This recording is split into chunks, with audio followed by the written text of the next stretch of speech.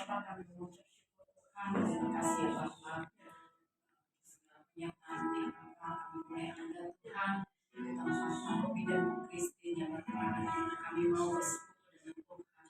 Biarlah Tuhan kami mengundang hadirat-Mu mau setiap kami ya Bapak. Terima kasih Tuhan dari awal ibadah kami sampai selesainya Tuhan. Kami mau Tuhan saja ya Bapak yang berkuasa atas rumah ini, baik semua kami ya Bapak yang ada di tempat ini.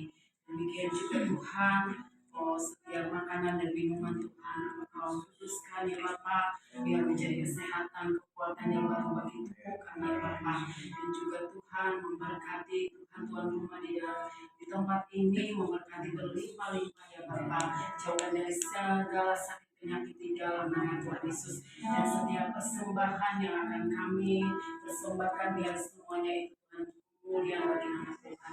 Hanya di dalam nama-Mu Tuhan kami berdoa dan mengucap syukur.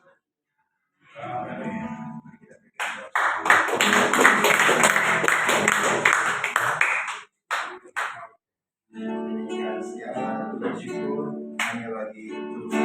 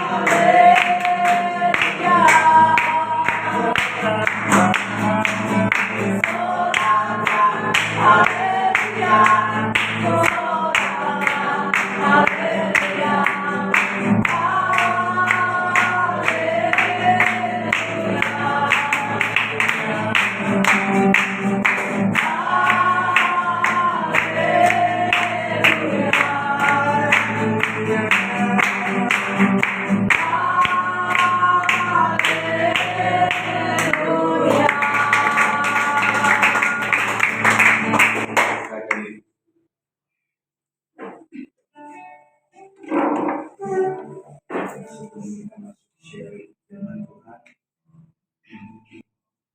menyembah Tuhan.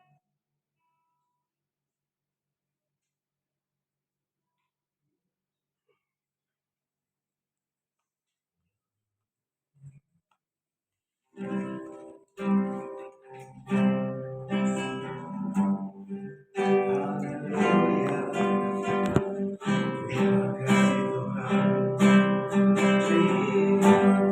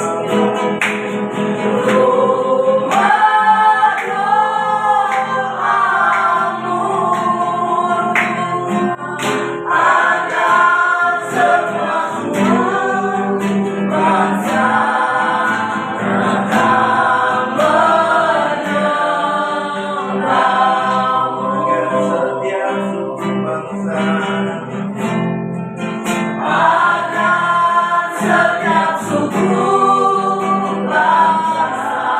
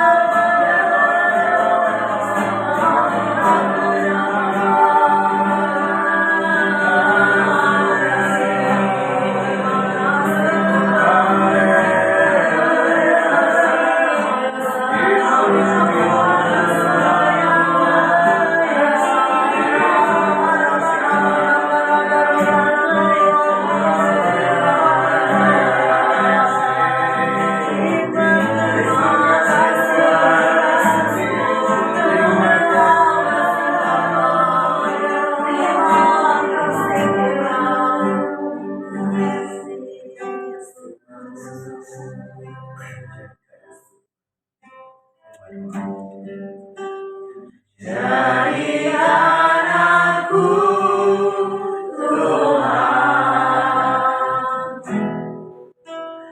rumah doamu,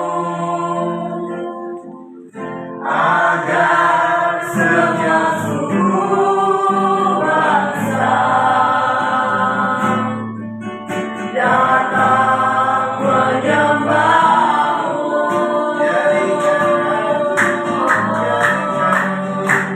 Jadikan aku Tuhan, rumah doamu,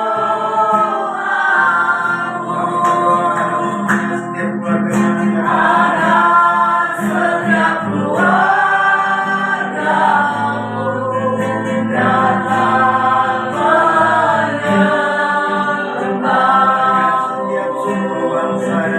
menyembahmu. Agar setiap suku bangsa datang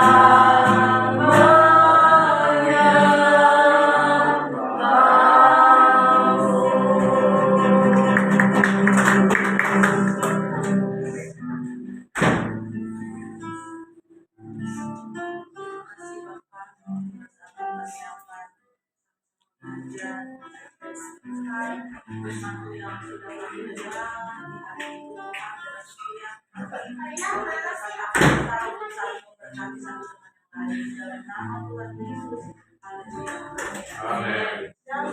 Shalom. Luar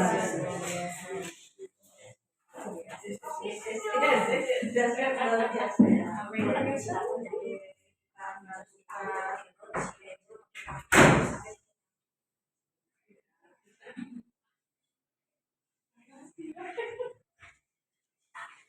Kita boleh buka masing-masing berapa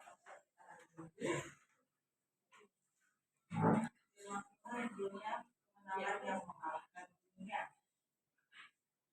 Dari firman diskusi dalam 1 Yohanes 5 ayat 1-5. Kristus adalah sumber kemenangan bagi setiap orang yang beriman kepadanya.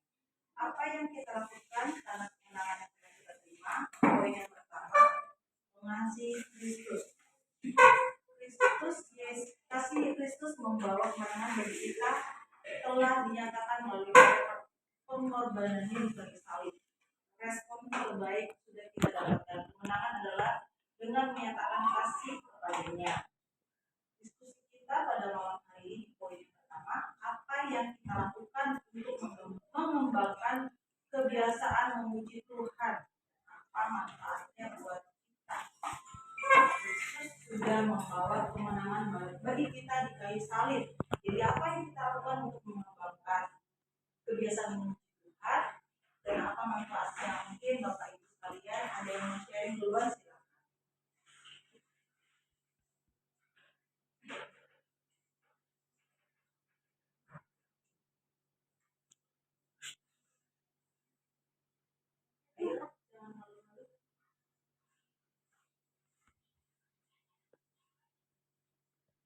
Kalau saya proses sekarang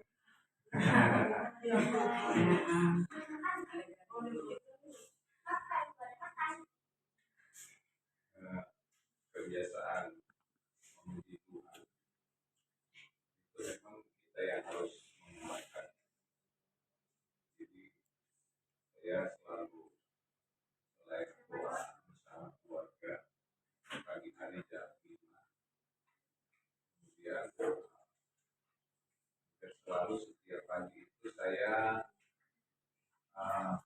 setel lagu, jadi sengaja beli Bluetooth itu untuk bisa setel lagu supaya semua mendengar saya dan puji Tuhan di rumah itu sampai bisa hafal gitu lagu-lagu yang hampir setiap hari kita dengarkan. Dan itu merupakan kebiasaan dan pada akhirnya memang jadi bahasa sebuah kesukaan. Senang kalau memuji Tuhan. Jadi manfaatnya sangat banyak tentunya karena kata-kata pujian itu pasti kata-kata yang positif, kata-kata yang mengingatkan, kata-kata yang mengajar dan banyak hal yang saya dapatkan.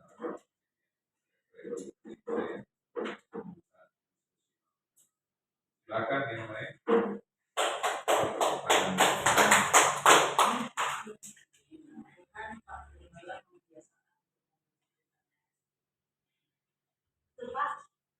Lewat media apa? Betul. Di mobil yang pasti di mobil pun masuk mobil langsung ya lalu itu coba. Mungkin ada yang menambahkan di poin yang pertama. Halaman.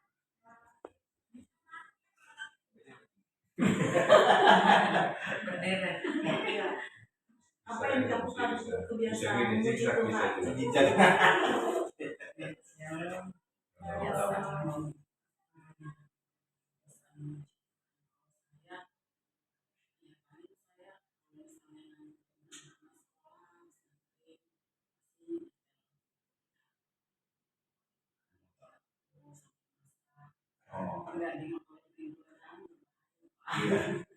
Motor nyanyi sendiri.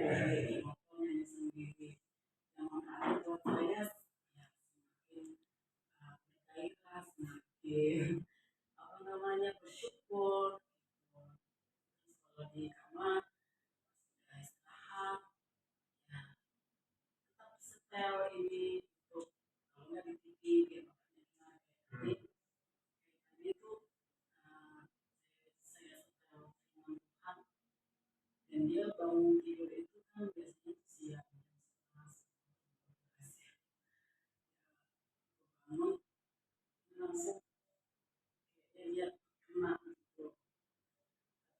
kan aku langsung jaga-jaga dengan bahasa wajah supaya nggak ada yang ganggu gitu, dia lagi fokus nih kan, pasti iblis pasti nggak ini kan, dia lama berdoa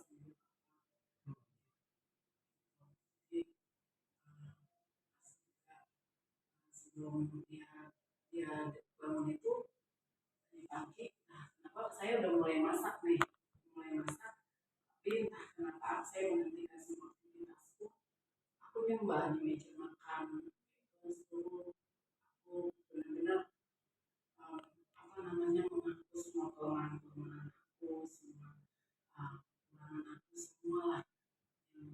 Tuhan suruh apa benar mengakui bahwa aku ini gak bisa apa-apa Tuhan, ini gak bisa apa sampai segala, dan gak tahu benar-benar hadirat Tuhan itu menyentuh aku dengan doa dan iringan lagu yang aku udah setel itu.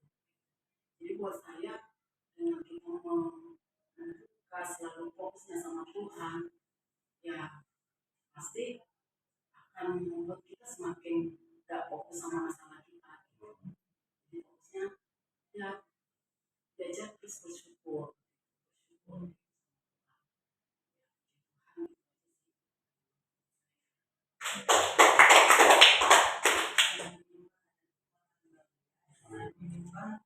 Kita lupa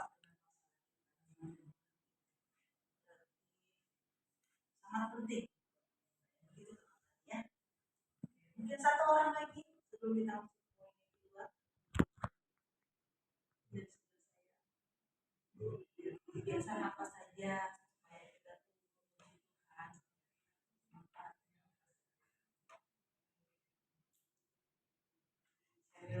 Kalau Kalau saya itu setiap pagi bangun jam 4 langsung kan jam 4 minum susu kacang, jadi bangun duduk sebentar terus langsung ambil handphone, bisa ke YouTube. YouTube itu biasa langsung keluar tuh tulis manfaat misalnya saat teduh, udah itu sampai selesai saya bikin susu. Jadi saya dengerin itu dari awal, dia kan awal nyanyi ada pernyataan gitu ya, dan saya dapat apa gitu, terus habis itu terus ikut nyanyi, habis ikut nyanyi penyembahan, terus dengerin khotbahnya. Nah kalau waktu blender itu kan pasti saya nggak denger, nah itu saya skip skip gitu. Jadi itu pas gitu waktunya, dari awal sampai selesainya itu pas sama saya bikin susunya selesai. Jadi pas doa terakhir ya udah saya selesai. Jadi ya tadinya tuh kalau mau bangun jam 4 itu alarm sudah bunyi gitu, gitu lagi tambah gitu gitu. Pas begitu saya ingat itu, oh ya hari ini pasti ada yang baru, hari ini pasti ada yang baru, pasti ada yang baru. Jadi dari situ saya kayak kepengen dapat yang baru, yang baru, yang baru. Jadi semangat.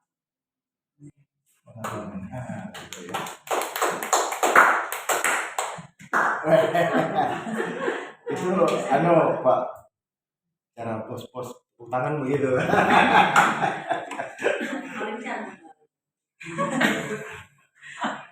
Dari Ibu Robi, Ibu Christine, Nyonya Robi,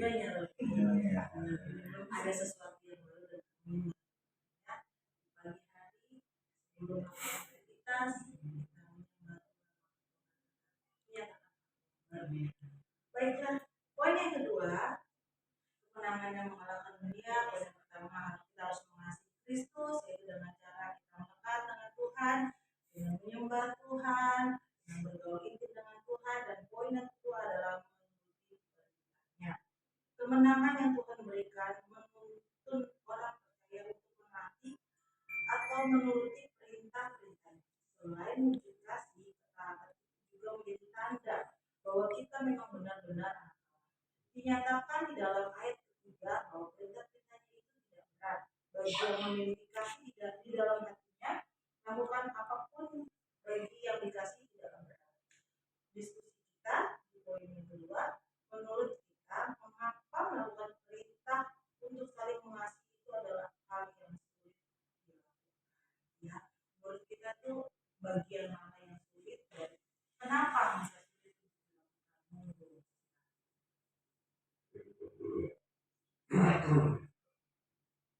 Ya, mungkin saya dulu ya. Di bagian dimana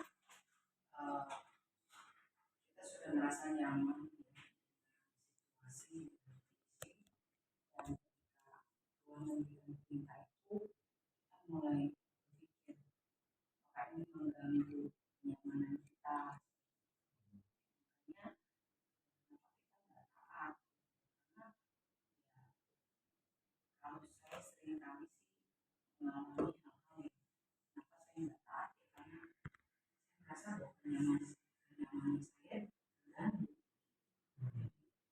Seharusnya ya, kita sudah enak, sudah bisa menjalani semuanya, tapi kok ada yang baru lagi yang harus kita kerjakan, berarti kita harus belajar lagi, harus memberikan spare waktu lagi, gitu.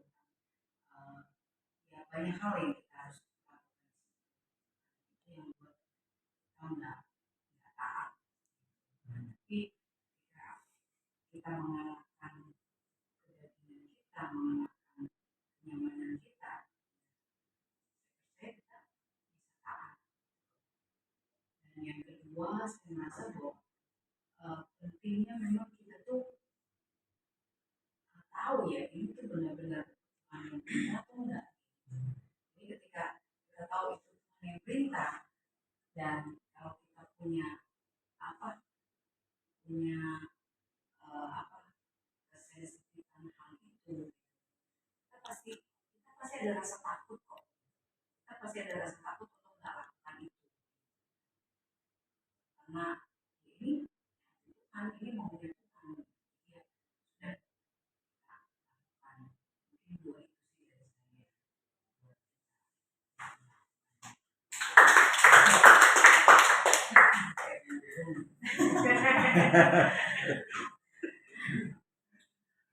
nah, keluar dari zona ya. Kita mengasihi orang memang nggak mudah itu ya. Memang kalau nggak melekat sama Tuhan, nggak ada ketemu Tuhan, pastinya pengennya kita aja yang dipikirin, kita aja yang maunya yang nyaman ya, karena itu ada harga yang dibayar dengan kita mengasihi. Mungkin masih ada lagi yang lain, Pak Haji. Kalau menurut saya sih namanya perintah semua sih sulit ya dilakukan. Sebagai manusia ya seperti yang sudah bilang memang harus melawan kedagingan karena kita manusia emang lebih egosentris gitu, fokusnya ke diri sendiri gitu. Kadang mungkin mengasihi mudah, ada mudahnya ada sulitnya gitu. Kalau mengasihi ke istri kalau lagi baik-baik aja ya mudah-mudah aja. Kalau